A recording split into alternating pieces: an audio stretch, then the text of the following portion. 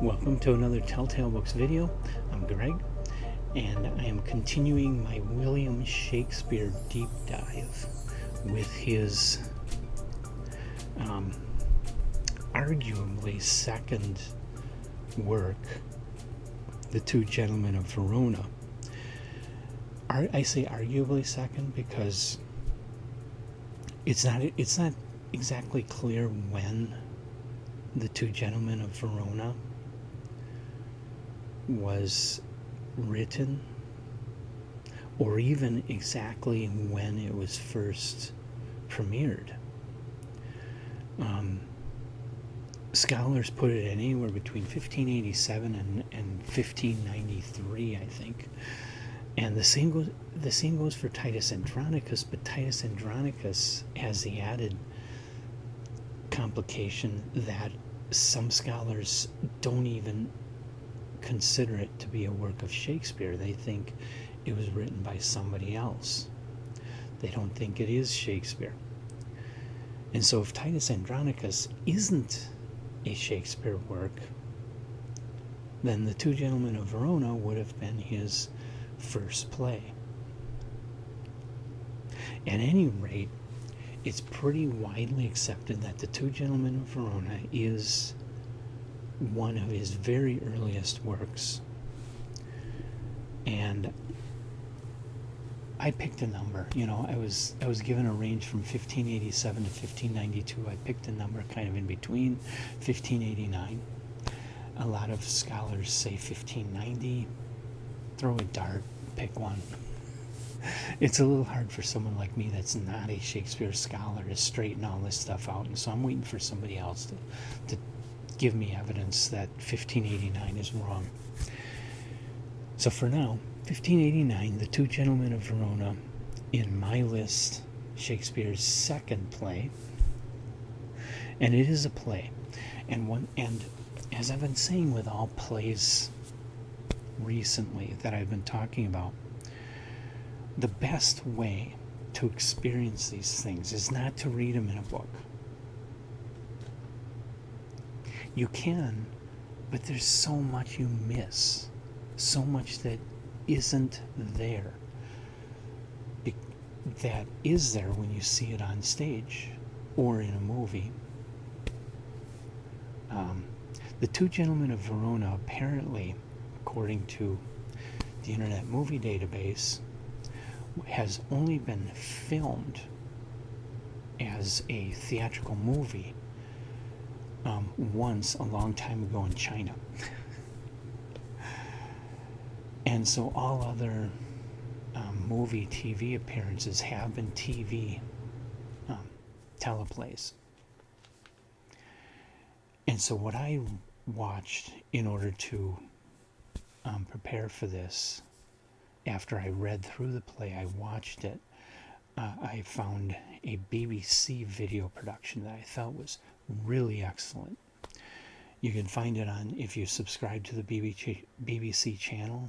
I did that, and just for the purpose of getting at these Shakespeare plays, I subscribed to it, and I watched The Two Gentlemen of Verona, and I really liked, the actors were excellent, the sets were awesome, even really good music. I love their choice of Renaissance music. Really good.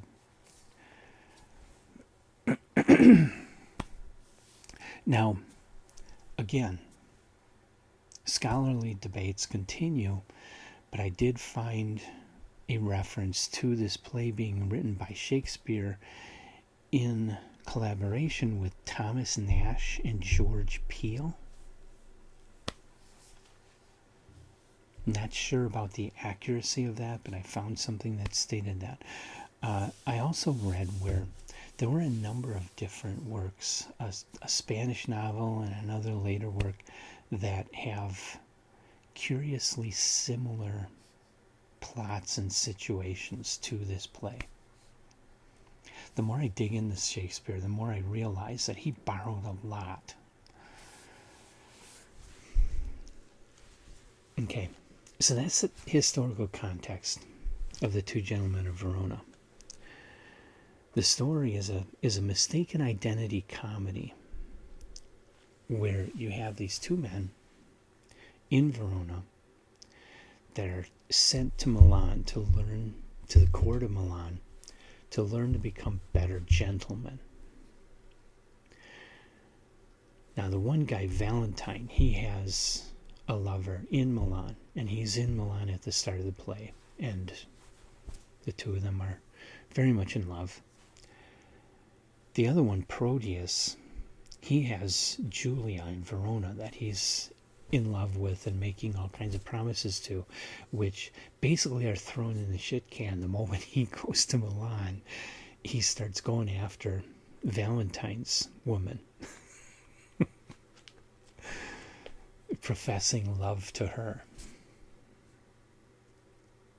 Unfortunately for him, Valentine got himself in trouble with the Duke of Milan, and so he was banished from Milan, and he was walking back to Verona through the forest, and this band of thieves jumps him, and because he has nothing, and this is a little, yeah, this is a comedy, okay? It's not to be taken too seriously.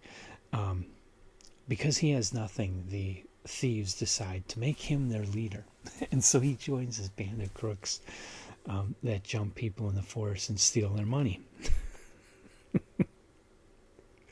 Okay, so Valentine's out of the way, leaving Proteus to go after his woman, but Julia appears in Milan, but she dresses herself up to look like a young messenger boy so that nobody will be able to identify her. And of course, the moment she's there, she sees Proteus professing his deep love to this other woman. I forget her name. I didn't write it down. Sorry. And so that she's deeply hurt by that, but of course, eventually everybody's in the forest, they stumble upon Valentine, everything gets straightened out, and everybody's happy in the end.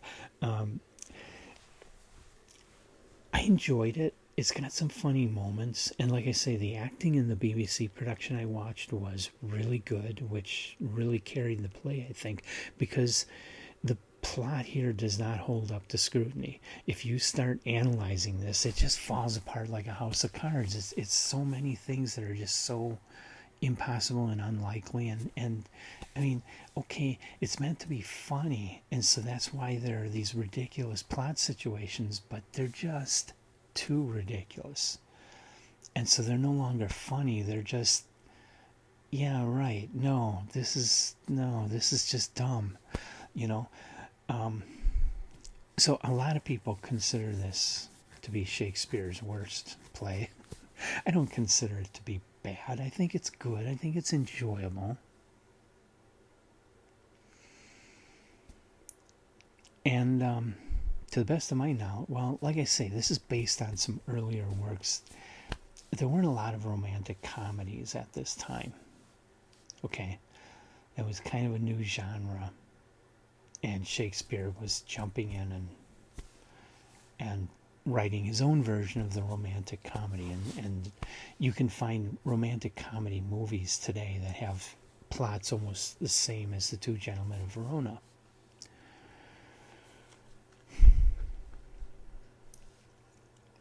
Generally, the critics that say this is Shakespeare's worst play, they cite the fact that it is possibly his very first play.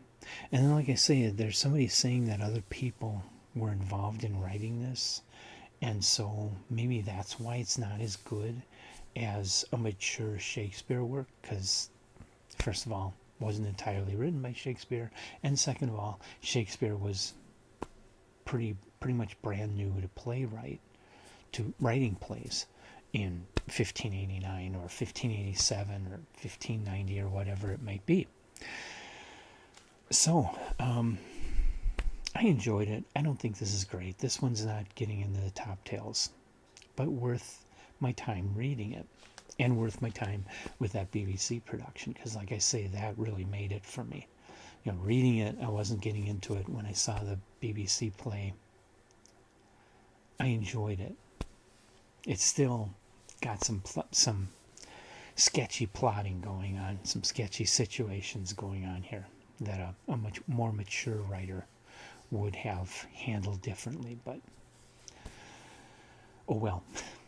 So, have you ever read or seen The Two Gentlemen of Verona? Leave your comments in the comments section. I want to hear what other people think about it, especially some of the things where I really don't know what's going on with this play.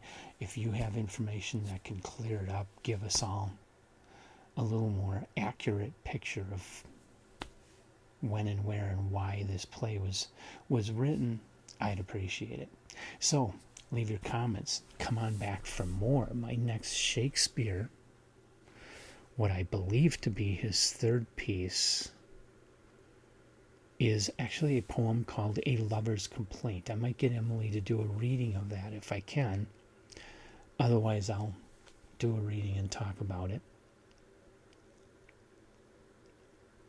And problem with this part of Shakespeare's bibliography is I really don't know what was first. I've got 1590 for A Lover's Complaint. 1590 is also the year of the taming of the shrew. Which one came first? Got me. So I'm just going to do A Lover's Complaint first. And to hell with it. So come on back and join me for A Lover's Complaint and all the other Shakespeare and other great literature content we do here on